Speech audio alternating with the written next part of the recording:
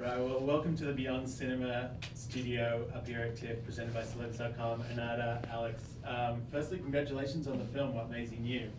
Thank you. Thank you. How's it been going around talking about the movie today? Really fun. Yeah. What was the favorite question you were asked? I didn't really have a favorite question. Oh. So here you've been. We got a really good answer to one of the questions Yeah. at the Q&A after the screening. They said, well, the book, the Henry James novel, spans over 10 years from Maisie being like 6, 7 to a teenager. And one of the, a guy in the audience asked, well, why, he asked the directors, why did you just focus on this first part of the novel and not the entire journey? And I he said started that would be this really whole elaborate long time. answer, and then Onata just said, well, it would be a really long film, right? That's right. That's it. You've been acting for a few years now. What was the first time you met Alexander? Was it on set or did you meet beforehand? I think I met beforehand. Mm-hmm. Right? Yeah, Beforehand. like 2 weeks before we started, I came to New York and we hung out. Did you hang out with all the actors in the film for a little while before you started shooting?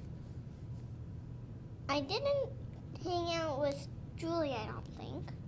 You didn't see her? No, because she was busy, right? She was out of town working on something. Oh, yeah. No. So it's pretty amazing. Obviously, the chemistry. You're really Maisie's safe haven in the film, and so obviously she has to feel comfortable with you and have that connection. What do you do? Like, what did you do the first time you met? Like, where did you go? Were you at a coffee shop or something? We were at David's apartment in New York, Yeah. and we kind of, We made, like, a castle, you know, and we cut out little people to live in it, and a moan, and that's it. right. Because it really felt like in the film that a lot of those moments were organic. Were they just things that happened as you guys sat around and played, or was it tightly scripted? It was scripted. It wasn't all improvised. It was definitely scripted, which makes it even more impressive how amazing Onata is in the film. She just has this phenomenal delivery where it feels so natural and real, and it is real. But it was actually scripted. We played around with the scenes quite a bit, like the scene Onata just mentioned, where we the castle, where it's a scene in the movie as well, Yeah. that we kind of played around with a bit and rewrote it, and then on the day we always had a scripted scene, but then we'd improvise and ad lib a bit, and so it's kind of a combination. So is it unusual for you or usual for you to come to a movie where, like, let's say if you didn't have time with Julianne before, but obviously there's a lot of chemistry that needs to go into that kind of performance. Did you get a chance to rehearse with David and Scott there? We did, yeah. I went out about, I think, 10 days or 2 weeks before we started. We came out to New York and sat with the directors and the other actors and just kind of talked about the scenes, the different relationships and everything. And also just great just to hang out and get to know each other, to in case you need to like find that chemistry, but it took about 3 seconds.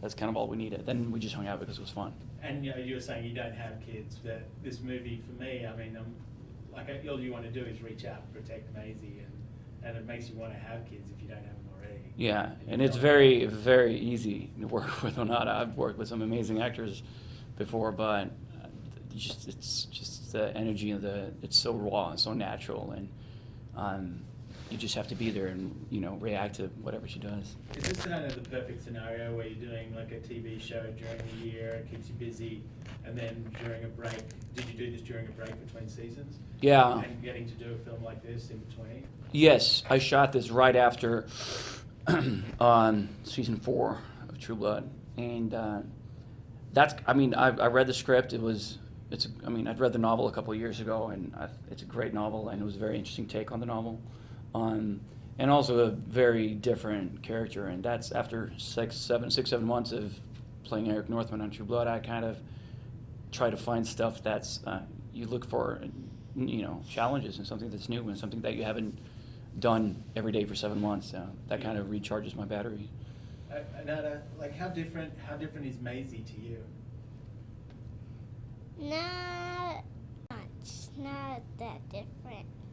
Did you talk like to David and Scott about the character, and did they want you to try different things and do different things, or they just tell you to be yourself? Well, we did a little bit of different things, and sometimes we were just ourselves.